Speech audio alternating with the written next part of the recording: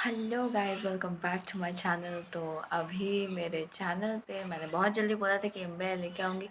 My God, मेरी एक subscriber ने, आई डोंट नो वो लड़की है या लड़की, मैंने अच्छे से देखा नहीं है। एंड शी वाज लाइक, दीदी प्लीज़ प्लीज़ प्लीज़ जल्दी से एमबीए दे दो। एंड लाइक तुम मुझसे बोल रहे हो ना कि एमबीए दे दो, मतलब मेरे को देना है। आई हैव टू गिव, तो मैं लेके आ गई एमबीए। इसलिए तो तुम देख ही सकते हो, एमबीआई का चैप्टर है पट पट पट है। एक बैड न्यूज़ भी है कि ये जो एमबीआई का चैप्टर मैं आज देने वाली हूँ ना, इस चैप्टर में तुम्हें सिर्फ पार्ट 1 मिलेगा, यानी कि तुम्हें आधा चैप्टर मिलेगा और आधा चैप्टर कल मिलेगा, क्योंकि एमबीआई बहुत बड़ा चैप्टर है। अगर हर एक चीज़ के बारे में बात करनी है तो हमें 2 पार्ट्स में बात करनी पड़ेगी, क्योंकि एमबीआई इतना बड़ा है, हम लोग ज़्यादा बड़ा नहीं कर सकते उसको। ठीक है, तो इसीलिए सॉरी यार, कुछ नहीं कर सकते, 2 पार्ट करना ही पड़ा मेरे को। ठीक है, और वैसे भी मेरा भी कंप्यूटर कैपेसिटी बोल के चीज़ है, वो एक्सीड कर जाएगा अगर मैं एक ही दिन पे ज़्यादा कर दूँगी। Because I am not so much stable, ज़्यादा बड़ी यूट्यूबर नहीं हूँ, इसीलिए ज़्यादा स्टेबल नहीं हूँ कि मेरे पास सब रिसोर्सेज रह जाए, है ना। तो बहुत बात कर लिया, चलो अब स्टार्ट करते हैं। Molecular basis of inheritance. और एक चीज़ मैं बता देती हूँ थोड़ा सा कि मेरा जो ये पीडीएफ है, ये पीडीएफ तुम्हें कहाँ मिल सकता है? ऑब्वियसली टेलीग्राम पे, और टेलीग्राम तुम्हें डिस्क्रिप्शन में मिल जाएगा उसका लिंक। ज्वाइन करो, पीडीएफ कलेक्ट करो। ज़्यादा पढ़ाई करने की ज़रूरत नहीं है, ज़्यादा लिखने की ज़रूरत नहीं है, मेरी बातें सुनते रहो और एनसीईआरटी की रीडिंग मारनी है बस। ठीक है, ओके ओके, स्टार्ट करते हैं, चलो। देखो, जेनेटिक मटेरियल कैसा होता है, एक जेनेटिक मटेरियल के बारे में हमें बताया गया था कि वो जेनेटिक मटेरियल कैसा होना चाहिए। तो पहली बात तो है कि वो स्टेबल होना चाहिए। स्टेबल होना चाहिए, रेप्लिकेशन करने वाला होना चाहिए, स्लो म्यूटेशन करने वाला होना चाहिए, and able to express itself in a Mendelian form. क्यों भाई, क्यों मेंडेलियन फॉर्म में एक्सप्रेस करना है? क्योंकि मेंडल जी जो हमारे फादर ऑफ जेनेटिक्स थे, उन्होंने कुछ क्राइटेरिया रखा था कि अगर ये मटेरियल ऐसे काम किया तब जाके वो एक जेनेटिक मटेरियल बन सकता है, राइट। तो इसीलिए मेंडेलियन क्राइटेरिया में आना बहुत ज़्यादा ज़रूरी था। ठीक है, अच्छा चलो, डीएनए, डीएनए के बारे में बात करते हैं। देखो, एक्सट्रैक्शन किसने किया था? ये चीज़ ना तुम लोग थोड़ा सा गड़बड़ कर देते हो, मैंने हर बार देखा है कि एक्सट्रैक्शन और naming of the nucleic acid तुम लोग गड़बड़ करते हो।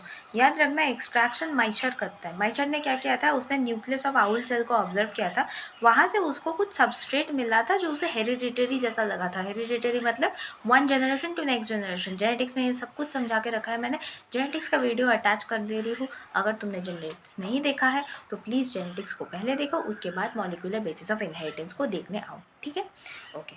तो हेरिडिटरी जैसी कुछ सब्सटेंस उसको वहाँ पे मिल रही थी, जिसको उसने न्यूक्लियन नाम दिया था। अब ऑल्टमैन ने क्या किया, ऑल्टमैन ने न्यूक्लियन को स्टडी करके निकाला कि न्यूक्लिक एसिड होते हैं। न्यूक्लिक एसिड को हम लोग 2 पार्ट्स में डिवाइड कर सकते हैं, one is RNA and one is DNA. ठीक है, ये सब चीज़ें हमें पता चल गई वहाँ से। ठीक है, अब लिविंग सिस्टम में देखो, डीएनए आरएनए दोनों चीज़ें रहती है। डीएनए जनरली बहुत सारे ऑर्गेनिजम्स का तो you can say genetic material होता है, और आरएनए क्या होता है, कुछ वायरसेस के जेनेटिक मटेरियल होते हैं। इनका कुछ स्पेसिफिक काम भी रहते हैं, जैसे कि मैसेंजर बनना, अडेप्टर करना, स्ट्रक्चर कैटालाइटिक मॉलिक्यूल्स, ये सब काम भी उसके रहते हैं। ठीक है, ओके। नाउ डीएनए, अब डीएनए के बारे में एक्चुअल बात करते हैं। डीएनए होता क्या है? Long polymer of deoxyribonucleotides. What are they are the long polymers of deoxyribonucleotides. Number of nucleotide यहाँ पे फिक्स्ड होते हैं, इसीलिए क्या होता है, ये आइडेंटिफिकेशन करने में हेल्प करता है, क्योंकि यहाँ पे फिक्स्ड होता है। तो जब भी तुम किसी एक नंबर को बोलोगे तो उसकी आइडेंटिफिकेशन करना बहुत ज़्यादा ईजी हो जाएगा मेरे लिए, है ना। तो देखो, ये वाला चार्ट हमेशा याद रखना है। इस चार्ट में जो जो वैल्यूज़ दिए हुए हैं बेस पेयर न्यूक्लियोटाइड्स के, इन सबको याद रखना है। बैक्टीरियोफाज जो है वो 5386 न्यूक्लियोफाज है, सॉरी न्यूक्लियोटाइड है। बैक्टीरियोफाज लैम्डा जो है वो 48502 बेस पेयर है। ई कोलाई, और स्पेशली जो याद रखना है वो है ह्यूमंस का, क्योंकि वो हैप्लॉइड और डिप्लॉइड दोनों टाइप के होते हैं।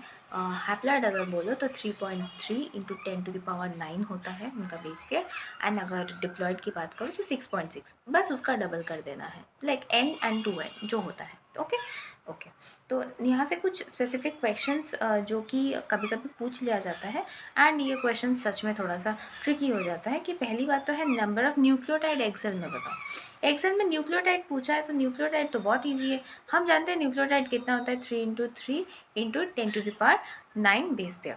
ठीक है, ये होता है हमारा बेस पेयर। अब हमें पूछा गया है न्यूक्लियोटाइड। न्यूक्लियोटाइड का मतलब क्या है, मैं बेस पेयर इंटू 2 कर दूंगी। ठीक है, बेस पेयर इंटू 2 कर दूंगी तो वो 606 हो जाएगा। ठीक है, क्यों ऐसा होगा, क्योंकि ये जो एक्सेल है ह्यूमन का, ये तो 2n है।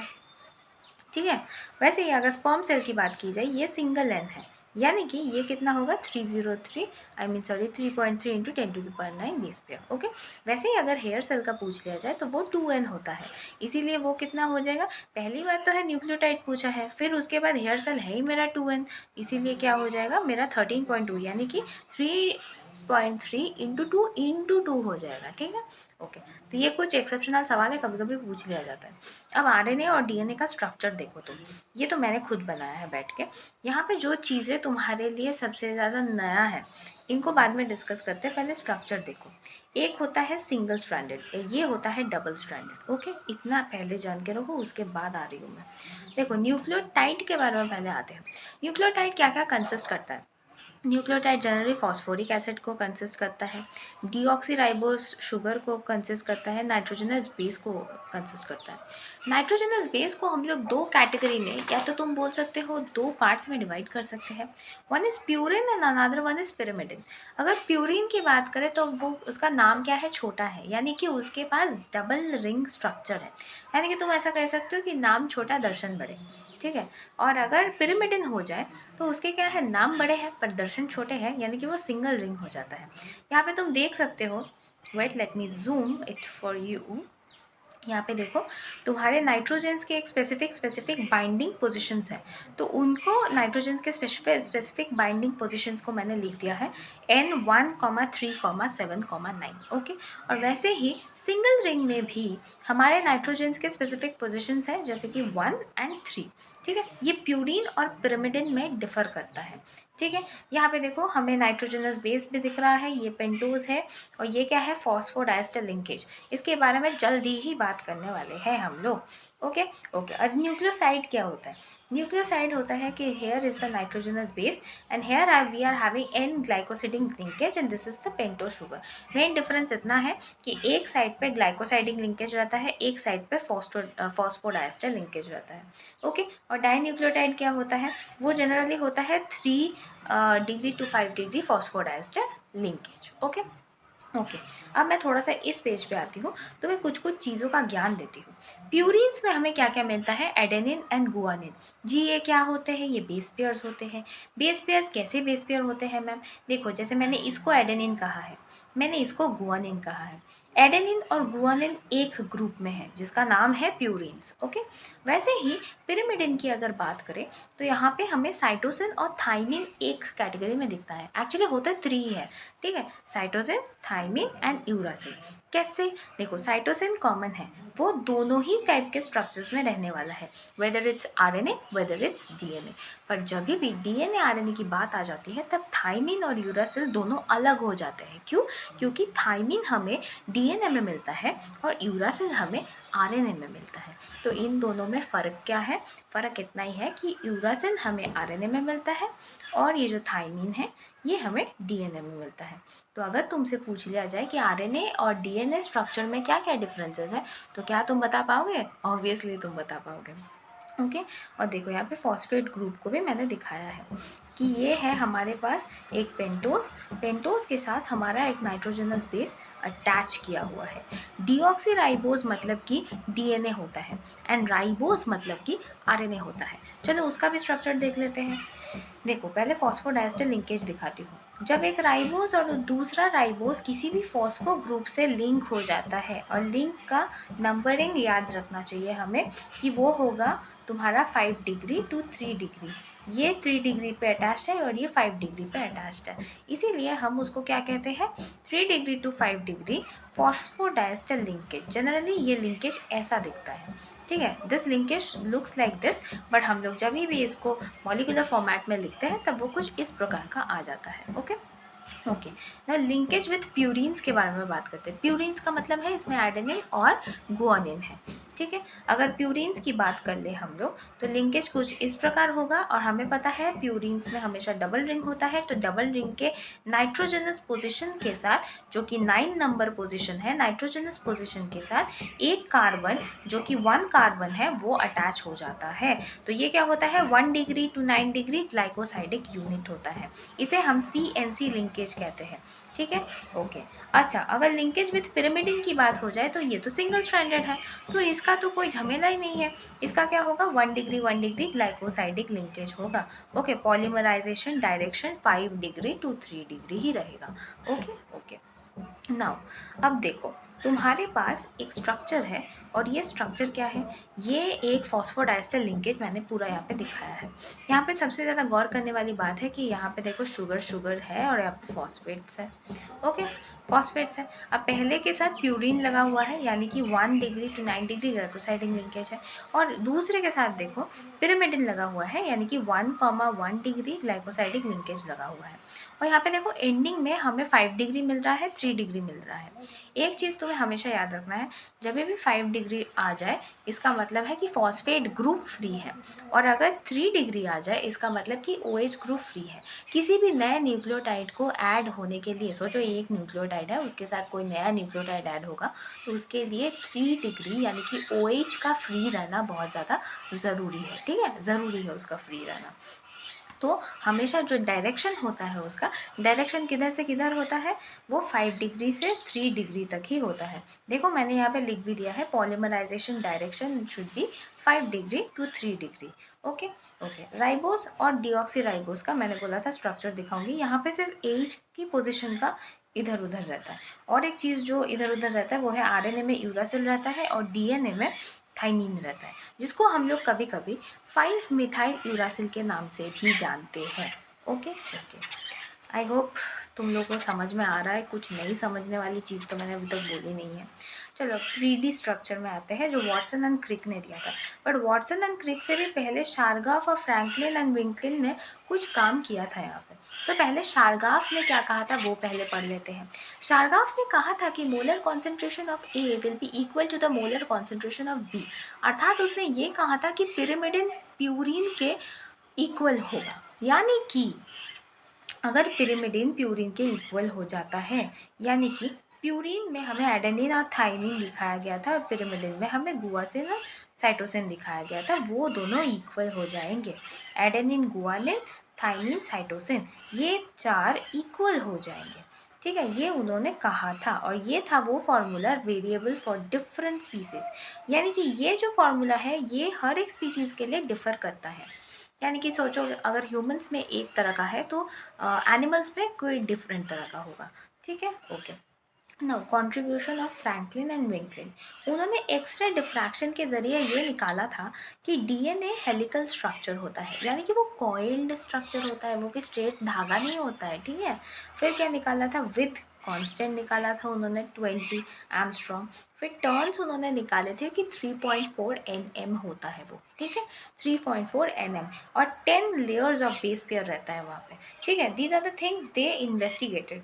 एंड वॉटसन एंड क्रिक ने क्या बोला था, उन्होंने बोला था कि 2 पॉलीन्यूक्लियोटाइड चेन रहता है जिसमें बैकबोन शुगर और फॉस्फेट बनाता है, एंड जो नाइट्रोजनस बेस रहता है वो इनवर्ड्सली प्रोजेक्टेड रहता है। यानी कि अगर सोचो ये DNA है तो इसके इनर साइड में मेरा क्या होता है, शुगर प्रोजेक्टेड रहता है, सॉरी शुगर बोल रही हूँ, नाइट्रोजनस बेस प्रोजेक्टेड रहता है, और इसका जो बैकबोन होता है वो बनाता है शुगर और phosphate.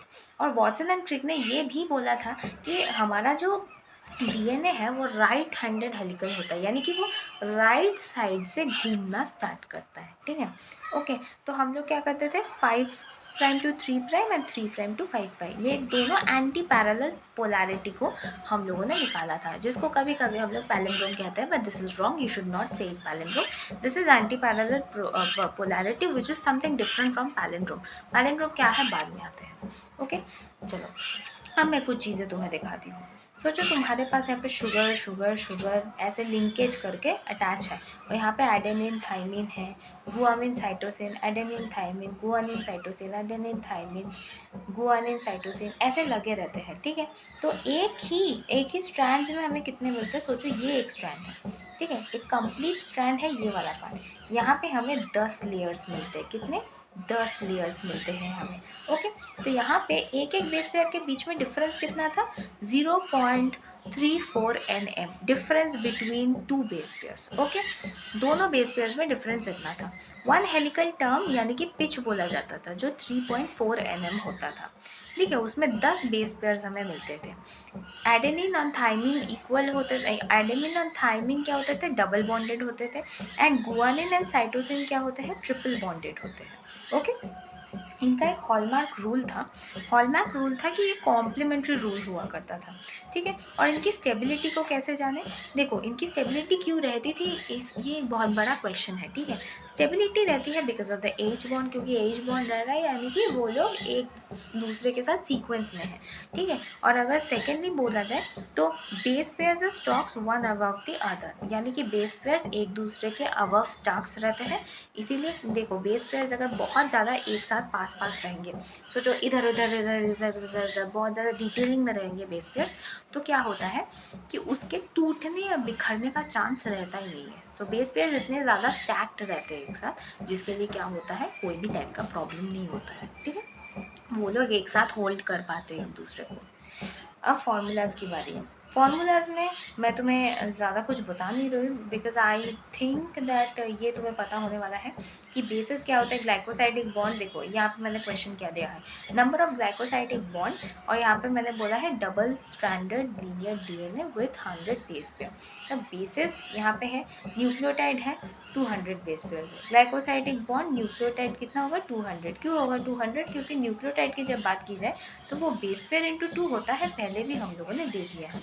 Number of phosphodiester bond, ये सेम क्वेश्चन से अगर हम लोग पूछे, यानी कि 100 बेस पेयर से अगर फॉस्फोडाइस्टर बॉन्ड पूछा जाए तो वो हो जाएगा n-2, यानी कि 200 - 2 198 इज द आंसर। वैसे ही अगर फॉस्फोडाइस्टर बॉन्ड पूछा जाए तो वो लीनियर एसएसडीएनए के लिए n-1 होगा, डीएसडीएनए के लिए n-2 होगा, एंड एसडीएनए के लिए n होगा, डीएसडीएनए के लिए भी n ही होगा। अगर calculate number of phosphodiester bond in dsDNA बोले और 100 base pair they they, then in that case we are going to again multiply base pair into 2, so my answer will be 200, okay। फिर DNA packaging में आते हैं। DNA packaging में क्या है कि हम लोग पहले बात करेंगे प्रोकैरियोट्स को लेके, ठीक है। प्रोकैरियोट्स में हमने पहले ई कोलाई को ले लिया है, ठीक है।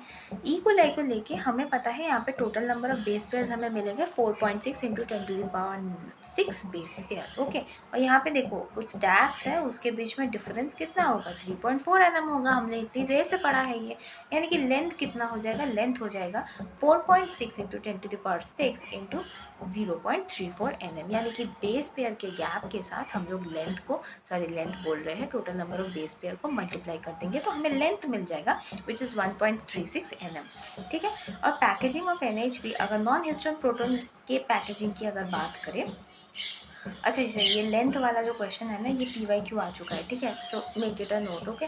अब ये packaging of non histone proteins जो है इसका क्या होगा, ये बेसिकली तो पॉजिटिव चार्ज हमें देगा, मतलब पॉजिटिव चेंज हमें देगा। अगर डीएनए एसिडिक हो गया तो वो नेगेटिवली चार्ज हो जाता है, यानी कि डीएनए एक्चुअली नेगेटिवली चार्ज है, ठीक है। और यहाँ पे हमें क्या मिला है, न्यूक्लियोइड मिला है, जिसका दूसरा नाम है जिनोफोर। जिनोफोर का भी दूसरा नाम क्या होता है, प्रोक्रोमोसोम्स होता है, ठीक है। अगर नॉन हिस्टोन प्रोटीन का कोई भी एग्जाम्पल पूछे तो पॉलीअमाइंस बता देना, क्योंकि सबसे रिनाउंड एग्जाम्पल है जो PYQs में पूछे गए हैं, ठीक है। I am covering those part which are on your PYQs very clearly, okay. Eukaryotic की अगर बात करें तो नंबर ऑफ बेस पेयर्स हमें यहाँ पे पता है, और हमें distance between the base pair पता है, यानी कि हम लोग लेंथ फिर से निकाल लेंगे, दैट इज 2.2 m, ठीक है। न्यूक्लियस कितने हैं, न्यूक्लियस का कितना बेस पेयर होता है 10 - 6 m, और ये न्यूक्लियस क्या होता है, ये सुपर पैकेजिंग में रहता है। क्या रहता है, सुपर पैकेजिंग में रहता है। यानी कि जब भी हम लोगों के पास कुछ एलिमेंट्स है जिसकी हम लोग बाइंडिंग करने वाले हैं, तब देखो दो चीज़ें हमारे सामने आती है। प्रोटीन्स, प्रोटीन्स में हमें दो टाइप के प्रोटीन्स मिलते हैं। एक तो मिलता है हिस्टोन और दूसरा मिलता है नॉन हिस्टोन। तो जो हिस्टोन प्रोटीन होता है वो लोअर बाइंडिंग में हेल्प करता है, और जो नॉन हिस्टोन होता है वो हायर बाइंडिंग में हेल्प करता है। तो जो लोअर करता है वो बेसिक होता है, जो हाई करता है वो एसिडिक होता है। अब देखो H1 है मेरे पास, और ये है मेरा ऑक्टामर ऑफ हिस्टोन्स। ठीक है, इसको जब बाइंडिंग किया जा रहा है तब ये बाइंडिंग कंप्लीट नहीं होती है, और ये बाइंडिंग पार्शियली कंप्लीट होती है, यानी कि 1 टर्न कंप्लीट होने के बाद उसका सेकंड वाला टर्न पूरा कंप्लीट नहीं हो पाता, जिसके लिए हम उसको 1/3 टर्न बोलते हैं। और इसका न्यूक्लियोसोम क्या होता है, 200 बेस पेयर का होता है। अगर इसको दूर से देखा जाए तो बीट्स ऑन स्ट्रिंग जैसा दिखता है ये। ठीक है, बेसिक यूनिट ऑफ क्रोमोसोम। अगर बेसिक यूनिट की बात करें तो न्यूक्लियोसोम क्या होता है, यूनिट ऑफ पैकेजिंग होता है। क्या होता है, यूनिट ऑफ पैकेजिंग होता है। ओके, यानी कि बेसिक यूनिट ऑफ क्रोमोसोम भी न्यूक्लियोसोम है, और यूनिट ऑफ पैकेजिंग भी न्यूक्लियोसोम है। इसे याद रखना है। ठीक है, अब देखो इसके स्ट्रक्चर्स ना बदलते रहते हैं। हम लोग बोलते हैं ना न्यूक्लियोसोम से क्रोमैटिन कैसे बनते हैं। तो पहले देखो न्यूक्लियोसोम ऐसे ही फ्रीली रहता है, पर अचानक से वो सोलेनॉइड जैसा बन जाता है, और ये सोलेनॉइड भी बाद में जाके हाईली कॉइलिंग स्टार्ट कर देता है अंडर प्रेशर। ये सुपर कॉइलिंग होने के बाद वो एक क्रोमोसोम बनता है, जो क्रोमोसोम क्रोमैटिन में कन्वर्ट हो जाता है। इसी प्रोसेस से क्रोमैटिन्स आते हैं। ओके, नॉन डिवाइडिंग सेल की बात करते हैं। देखो थ्रेड है जो कि स्ट्रेन में कन्वर्ट होने वाला है। तो यहाँ पे देखो दोनों टाइप्स के स्ट्रेन हमें दिखते हैं। One is the light strain and one is the dark strain. ना बहुत सिंपल बात ये है कि जो हमारा लाइट स्ट्रेन होता है वो एक्टिव होता है। क्यों एक्टिव होता है, क्योंकि वो तो लाइट है ना, वो जल्दी जल्दी खुल सकता है, अपने आप को एक्सप्रेस कर सकता है, अपने आप को अच्छे से एक्सप्रेस कर सकता है। तो इसीलिए क्या होता है, अच्छे से क्या होता है,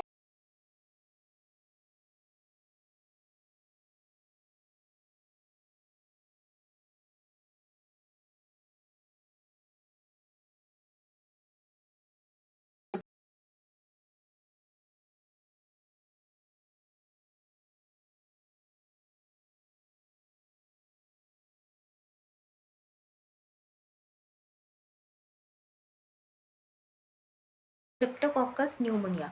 इसमें इसमें उन्होंने दो टाइप के स्ट्रेन का यूज़ किया था। वन इज़ एस स्ट्रेन और one is R strain. R strain virulent नहीं था, नॉन विरुलेंट था, यानी कि इससे कोई मरने वाला नहीं है। पर एस स्ट्रेन विरुलेंट था, यानी कि इससे किसी को भी किसी भी टाइप का प्रॉब्लम हो सकता है। ओके ओके, एस्ट्रेन, जब एस्ट्रेन आर स्ट्रेन जब दिया गया है किसी भी माइस के अंदर, यानी कि किसी भी चूहे के अंदर जब इसे इंसर्ट किया गया था, तब हमें डिफरेंट डिफरेंट रिजल्ट्स मिल रहे थे। तो पहले एस्ट्रेन जब इंजेक्ट किया गया तब हमें रिजल्ट मिला कि माइस डेड हो चुका है, क्योंकि वो तो विरुलेंट है, इसीलिए डेड हो चुका है। अब देखो आर स्ट्रेन दिया गया तो माइस नहीं मरा, क्योंकि वो तो खुद ही इफेक्टिव नहीं है, तो वो कैसे मारेगा माइस को, है ना। पर जब एस्ट्रेन को थोड़ा सा हीट करके दे दिया, थोड़ा सा जब हीट करके दे दिया, तब मैंने क्या किया, मैंने हीट की वजह से उसकी जो विरुलेंट नेचर थी वो डिक्रीज़ हो गई, यानी कि वो अनइन्फेक्टेड हो गया। वो इफेक्ट नहीं हुआ न्यूमोनिया से, वो मर नहीं गया न्यूमोनिया से। ठीक है, पर जब उन्होंने एस स्ट्रेन को हीट किया, उसके बाद उन्होंने आर स्ट्रेन को भी ऐड किया, तब उनके पास एक डिफरेंट टाइप का रिजल्ट आया। क्या आया कि माइस मर गया। आर स्ट्रेन के देने के बाद भी माइस मर गया। अब तुम सोच रहे होगे एस स्ट्रेन को तो मैंने हीट करके दिया था, फिर तो इन्फेक्शन रहना ही नहीं चाहिए, इन्फेक्शन तो मर जाएगा, तो माउस बच जाएगा। और आर स्ट्रेन भी मैंने ऐड किया है, यानी कि माउस की बचने की गारंटी तो 100% है। नहीं, क्यों, क्योंकि यहाँ पे कुछ तो था जो एस से आर में कन्वर्ट होने की वजह से आर एस जैसा बिहेव कर गया, और आर ने एस जैसा बिहेव करते वक्त माइस को इन्फेक्ट कर दिया। व्हाट वाज दैट पॉइंट, तो ये ग्रिफिथ एक्सप्लेन नहीं कर पाए। तब 3 साइंटिस्ट आए जो इस एक्सपेरिमेंट को आगे ले गए। ठीक है, इन 3 साइंटिस्ट का नाम है एवरी, मैक्लोइड एंड मेकार्टी। ठीक है, इन्होंने 1933 से 1944 में, मतलब कि उन्हें कुल मिला के 11 साल लगे ये निकालने के लिए। तो उन्होंने क्या किया, उन्होंने 4 टेस्ट ट्यूब्स ले लिए, और हर किसी में आर स्ट्रेन को इंजेक्ट कर दिया, ठीक है, मतलब आर स्ट्रेन को घुसा दिया, ठीक है। उसके बाद देखो क्या हुआ, प्रोटीन ऑफ एस स्ट्रेन को डाला गया, पर उसके बाद भी हमें कोई रिजल्ट नहीं मिला। जब आरएनए और आर स्ट्रेन को लाया गया तभी भी हमें कोई रिजल्ट नहीं मिला। डीएनए ऑफ एस स्ट्रेन को लाया गया, तब हमने देखा आर स्ट्रेन एस स्ट्रेन जैसा बिहेव कर रहा है, ठीक है। पर यहाँ भी कुछ ज़्यादा मतलब समझ नहीं आया, क्योंकि उन्हें लगा क्या पता ये कोइंसिडेंसली हो गया, तो हम तो ऐसे ही कोई चीज़ को हवा में उड़ा नहीं सकते ना। तो इसीलिए उन्होंने एक फाइनल ट्राई किया। क्या ट्राई किया? उन्होंने देखा डीएनए ऑफ स्ट्रेन देते हैं, उसके साथ डीएनएसी देते हैं। डीएनएसी देने से प्रॉब्लम क्या है? डीएनएसी तो डीएनए को ही ख़त्म कर देगा ना, तो फिर इसका भी अनएफेक्टेड रह गया, यानी कि आर स्ट्रेन को कोई फ़र्क नहीं पड़ा। तो इसका मतलब हम लोगों के पास सिंपल था कि डीएनए ऑफ एस स्ट्रेन देने की वजह से आर जो है वो एस जैसा बिहेव किया, इसीलिए माउस मर गया। यानी कि DNA is the genetic material इस एक्सपेरिमेंट से प्रूफ हुआ, ठीक है। और एक एक्सपेरिमेंट आया था which is unequivocal proof of DNA. इसको किया गया था ट्रांसडक्शन एक्सपेरिमेंट। ये एक्सपेरिमेंट किया गया था क्योंकि जो पिछले वाला एक्सपेरिमेंट था, इससे बहुत लोग मानना नहीं चाहते थे कि डीएनए जेनेटिक मटेरियल है, क्योंकि उनका थॉट ये था कि प्रोटीन जेनेटिक मटेरियल है। पहले के ज़माने में जब डीएनए जेनेटिक मटेरियल नहीं बोला जाता था, तब वो लोग मानते थे कि प्रोटीन जेनेटिक मटेरियल है, और वो उसी हिसाब से चलते थे। और जब ग्रिफिथ के बाद जब इन्होंने ये प्रपोजल दिया कि डीएनए जेनेटिक मटेरियल है, तो वो मानने को तैयार नहीं थे। इसीलिए एक सेकंड एक्सपेरिमेंट किया गया इसके लिए। क्या किया गया?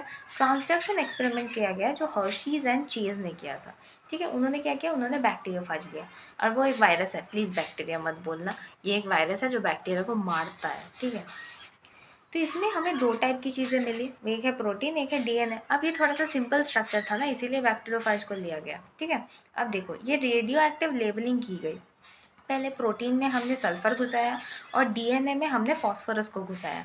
उसके बाद जब इन्फेक्शन हमने दोनों में दे दिया, ठीक है। अब एगिटेशन में भी दोनों में इफेक्टिव हो रहा है, ठीक है। पहले तो इन्फेक्ट करवाया, फिर हमने ब्लेंडिंग करवा दी इन दोनों की, ठीक है। अभी भी बैक्टीरियोफाज इधर ही है, ठीक है। तो हमें यहाँ से दो टाइप के रिजल्ट्स मिले। एक तो हमें मिला ऊपर वाला पार्ट, जिसको हम लोग पैलेट बैक्टीरिया बोल रहे हैं, और फिर नीचे वाला पार्ट हमें मिला, और ऊपर वाले पार्ट को हम लोग सुपरनेटेंट बोल रहे हैं। सिंपल बात ये है कि यहाँ से सेंट्रीफ्यूज करने के बाद हमने एक चीज़ नोटिस की कि तुम जहाँ पे भी लिक्विड को डिकम्पोज करो, रिमेनिंग्स ऑफ डीएनए हमें मिल रहा है। यानी कि फिर से और एक बार क्लियर हो गया कि जेनेटिक मटेरियल डीएनए ही है। और इस एक्सपेरिमेंट के बाद थोड़े बहुत लोग मानना स्टार्ट भी कर दिए कि डीएनए जेनेटिक मटेरियल है। पर काफ़ी लोग ऐसे भी थे जिन्होंने कहा कि डीएनए जेनेटिक मटेरियल हम मान लेते हैं, पर पहले जेनेटिक मटेरियल आरएनए था। क्यों उन्हें ऐसा लगता था? आरएनए को जेनेटिक, देखो रुको मैं बताती हूँ तुम्हें। ये वाला लेबलिंग थोड़ा सा देख लेना, काफ़ी डिटेल्स में किया हुआ है, इसको थोड़ा सा देख लेना, ठीक है। डीएनए और आरएनए का डिफरेंस भी यहाँ पे थोड़ा सा देख लेना। ये वाला पॉइंट मैंने थोड़ा सा ऐड कर दिया है यहाँ पे। वैसे तो डीएनए और आरएनए का बेसिक डिफरेंस तुम्हें पता है, पर फिर भी मैंने यहाँ पे अटैच किया ताकि जब तुम्हें लिखने की बारी आए तब कोई प्रॉब्लम ना हो तुम्हें, ठीक है।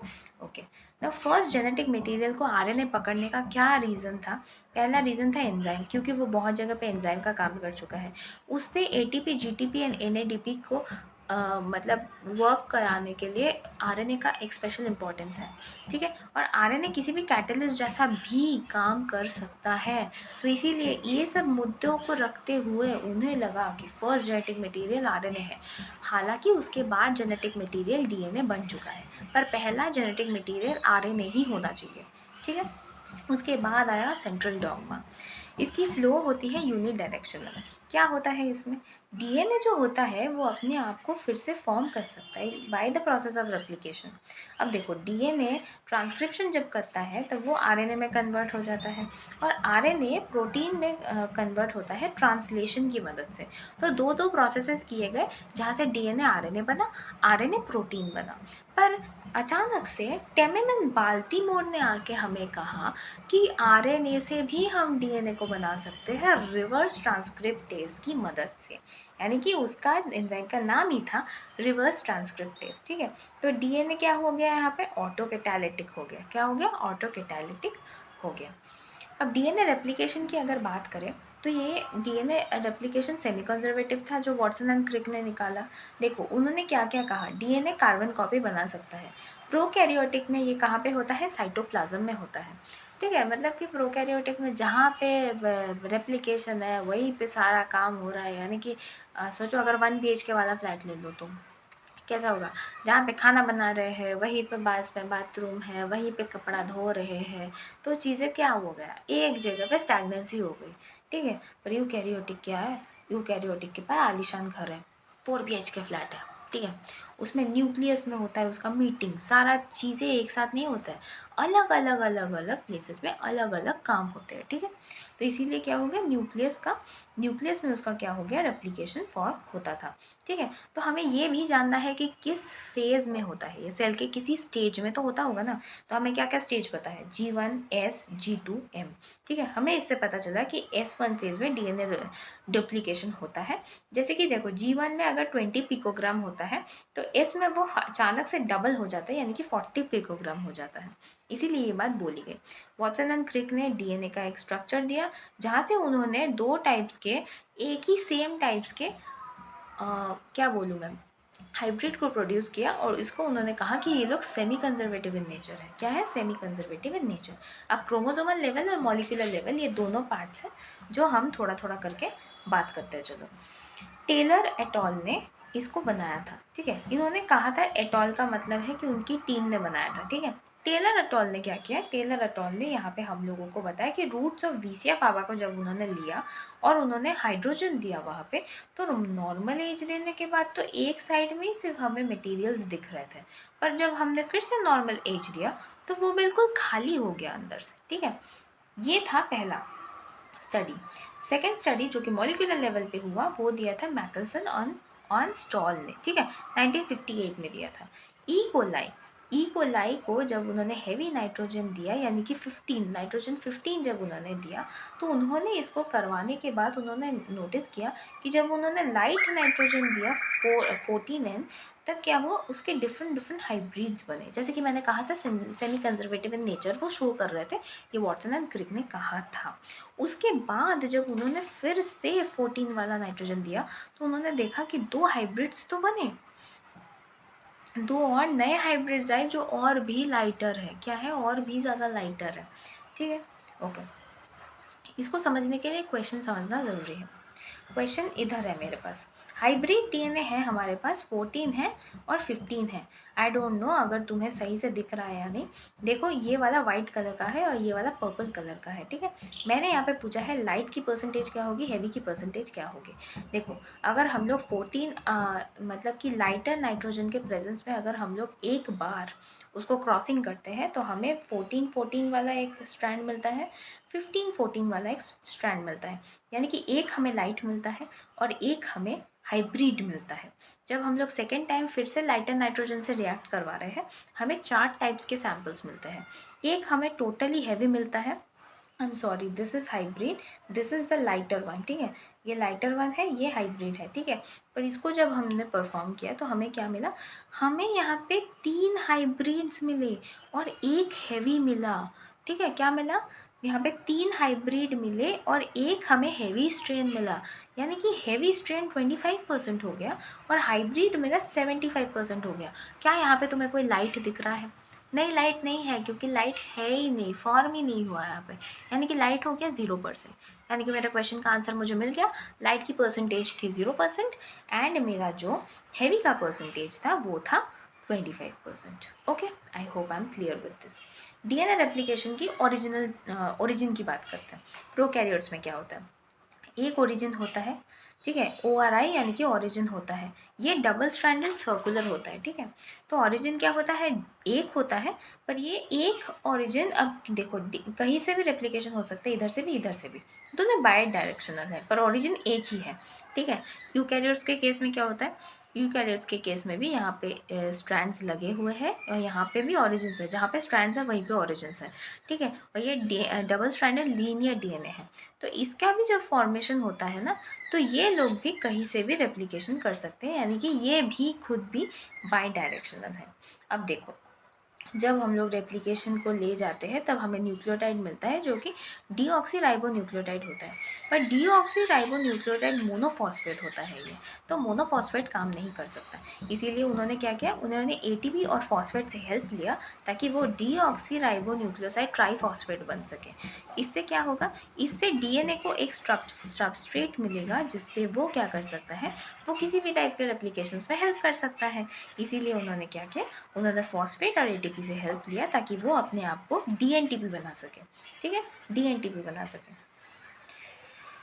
वेल मैंने यहाँ पे बहुत सारी टॉपिक्स ऑलरेडी डिस्कस कर दी एंड आई थिंक ये आज के लिए इनफ था। ये जो टॉपिक तुम्हें दिख रहा है ये सेकंड पार्ट में आने वाला है, डोंट वरी, मैं सेकंड पार्ट जल्दी अपलोड कर दूँगी। इसका मतलब ये नहीं है कि 2-3 दिन बाद, जस्ट गिव मी 12 आवर्स, क्योंकि मेरे लैपटॉप में कैपेसिटी प्रॉब्लम हो रहा है, बहुत पुराना हो गया है एक्चुअली, तो इसीलिए कैपेसिटी प्रॉब्लम हो रहा है कि हमेशा ना वो अपनी कैपेसिटी के अलॉन्ग काम करता है, तो इसीलिए मैं लंबा लंबा लेक्चर कभी कभी रिकॉर्ड नहीं कर पाती। I am very sorry for that. Part 1 complete करो, पार्ट 2 तुम्हें 6 घंटे के अंदर मिलने वाला है। एंड अगर अचानक से डिले हो भी जाए तो टेलीग्राम पे मैसेज जाएगा, टेलीग्राम को ज्वाइन करके रखो भाई, टेलीग्राम पे मैसेज जाएगा। अगर डिले हो जाता है कल सुबह 9 बजे तक MBI पूरा मिल जाएगा, मैं गारंटी के साथ तुम्हें बोल सकती हूँ। दीदी को भरोसा किया है, दीदी से सीख के जाना है, सीख के जाओगे, डोंट वरी। ठीक है, तो नोट्स रेडी है, पूरा मैंने अच्छे से समझा दिया है। अब थोड़ा सा जाके NCERT पढ़ लो, तुम्हें बाकी की चीज़ें समझ में बहुत अच्छे से आ जाएगी। ठीक है, ठीक है। और बाकी चैप्टर का अभी भी बहुत सारा कंटेंट बचा हुआ है, तो वो कंटेंट अगर तुम्हें जानना है, अगर वो कंटेंट तुम्हें अटेंड करना है, तो उसके लिए तुम्हें 2 काम करना पड़ेगा। एक तो है मेरा टेलीग्राम ज्वाइन करना पड़ेगा, एक है कि मेरे चैनल को सब्सक्राइब करना पड़ेगा। ठीक है, और मुझे प्लीज़ टेलीग्राम पे आके थोड़ा पिंग करना, या मुझे टेलीग्राम पे आके थोड़ा सजेस्ट करना कि मुझे क्या करना चाहिए कल के सेशन में। क्या मुझे PYQs करवाने चाहिए, या PYQs के लिए एक अलग सेशन लूँ? देखो, अगर PYQs के लिए एक अलग सेशन लूँगी तो वहाँ पे 36 ईयर्स का PYQs ही कराऊंगी, 10 ईयर्स 1 ईयर्स नहीं करवाऊंगी, डायरेक्ट 36 ईयर्स का करवाऊंगी। 1-2 घंटे का सेशन रखूँगी, 36 ईयर्स का PYQ करवा दूँगी। और अगर तुम चाहते हो कि कल आप कंटेंट ख़त्म कर दो दीदी और कल ही PYQs करवा दो, तो मैं लेटेस्ट 5 ईयर्स का PYQs करवाने वाली हूँ। अब तुम खुद समझ लो कि तुम्हें क्या चाहिए, 36 ईयर्स चाहिए या 5 ईयर्स चाहिए, ये तुम्हारी डिसीजन है।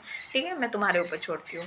ठीक है, ओके। सो आज के लिए इतना ही, and I hope that you like this session. And अगर तुम्हें मेरा वीडियो पसंद आए तो प्लीज़ लाइक करना, सब्सक्राइब करना, टेलीग्राम ज्वाइन करो, आओ मेरे साथ बात करो, मेरे को जानो। मैं तुम लोगों की गाइड ही हूँ, कोई भी प्रॉब्लम हो रहा है मेरे साथ बात करो, डिस्कस करो, क्योंकि अभी ऐसा एक एंड मोमेंट आ गया है जब तुम्हें सपोर्ट की और मेंटल हेल्थ की बहुत ज़्यादा ज़रूरत है। अगर तुम इन दोनों को ही खतरे में डालोगे तो बहुत ज़्यादा प्रॉब्लम होगा, तो प्लीज़ अपने आप को खतरे में मत डालो, बात करो मुझसे। I can suggest you something really good. ठीक है, और मैंने एक बहुत अच्छी स्ट्रैटेजी दे के रखी है, नीट 4 मंथ्स में कैसे कंप्लीट करना है। अगर तुमने अभी भी उसको नहीं देखा है तो प्लीज़ जाओ जल्दी से देखो। शिट सॉरी, ये पेन गिरने वाला था। जाओ यार जल्दी से देखो, वो वाला मैंने अटैच करके रख दिया है, क्या वेट क्या कर रहे हो, जल्दी से जाओ और देखो। ठीक है, और मैं नेक्स्ट सीज़न को लेके मैं नेक्स्ट क्या यार,